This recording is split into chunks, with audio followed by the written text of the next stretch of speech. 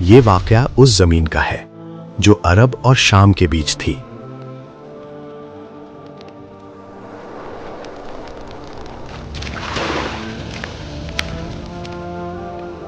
وہاں سے تجارت کے راستے گزرتے تھے، لوگ آنا جانا کرتے تھے۔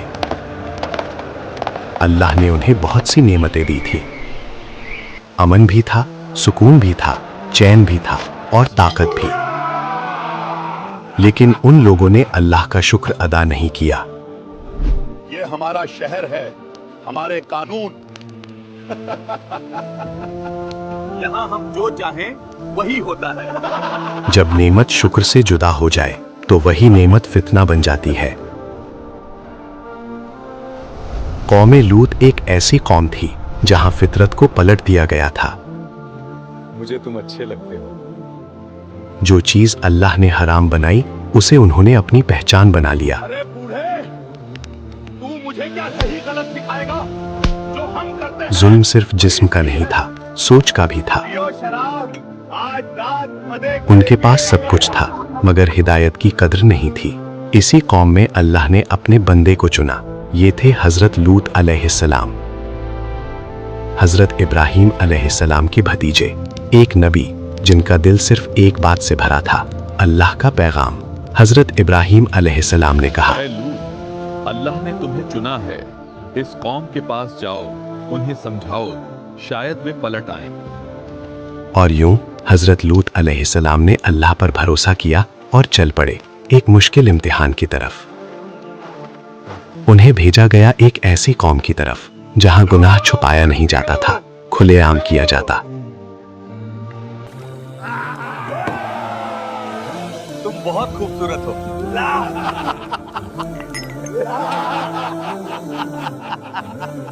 ان کا کردار پاک تھا، نیت صاف تھی اور دعوت سچ پر مبنی تھی۔ انہوں نے قوم کو بلایا صرف اللہ کی بندگی کی طرف۔ اے میری قوم، اللہ سے ڈرو اور اسی کی اطاعت کرو۔ یہ دعوت نرمی سے شروع ہوئی، سمجھایا گیا، روکا گیا اور بار بار یاد دلایا گیا۔ تم ایسی بے حیائی کرتے ہو جو تم سے پہلے کسی نے نہیں کی۔ اللہ کے عذاب سے ڈرو۔ مگر جب سچ نفس کے خلاف ہو تو لوگ اسے سننا بھی پسند نہیں کرتے۔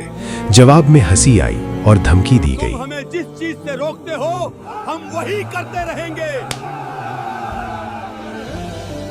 حضرت لوط اپنی قوم کے لیے دکھی تھے کیونکہ وہ خود اپنا نقصان کر رہے تھے۔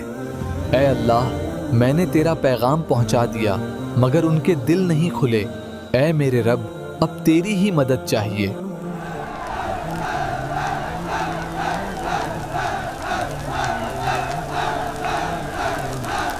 کیا تم مردوں کے پاس جاتے ہو اور عورتوں کو چھوڑ دیتے ہو؟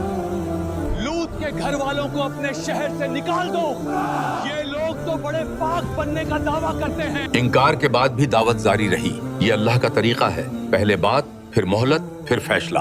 آخری بار قوم کو سمجھایا گیا، رک جاؤ ورنہ انجام بہت بھیانک ہوگا، باز آ جاؤ، اللہ سے ڈرو۔ جب قوم نے باز آنے سے صاف انکار کر دیا تو حضرت لوط علیہ السلام سجدے میں سر جھکا بیٹھے۔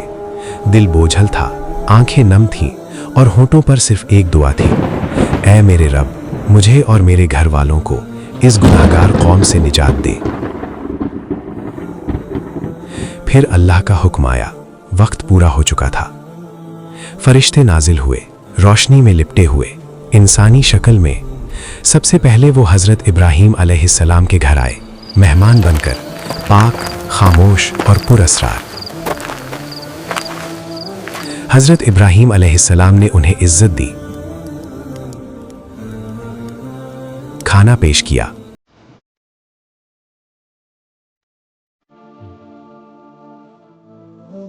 مگر جب انہوں نے ہاتھ نہ بڑھایا تو دل گھبرا گیا۔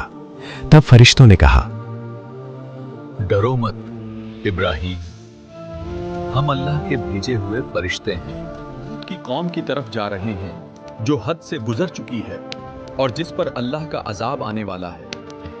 مگر وہاں تو لوط اور کچھ نیک لوگ موجود ہیں، हमें वहाँ मौजूद लोगों का पूरा इल्म है।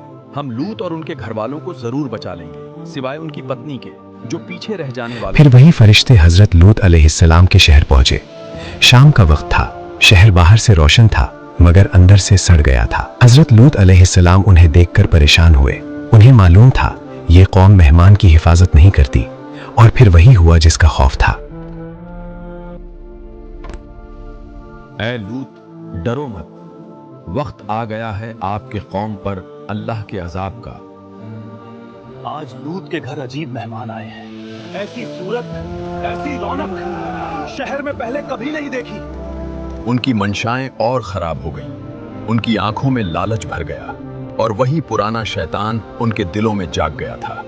ऐ लूत, तुम रात के एक हिस्से में अपने घर वालों को लेकर निकल जाओ।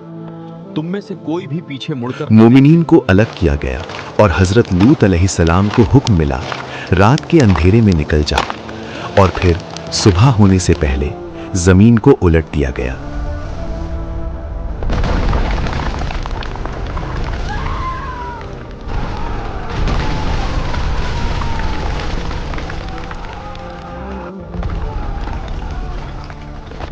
आसमान से पत्थर बरसे।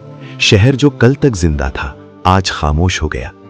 गलियां, घर और फख्र सब मिट्टी बन गए। जो बचा वो सिर्फ इबरत के लिए बचा, ताकि आने वाली नस्लें पूछें गलती कहाँ हुई। कुरान ये नहीं कहता कि ये सिर्फ उनके साथ हुआ।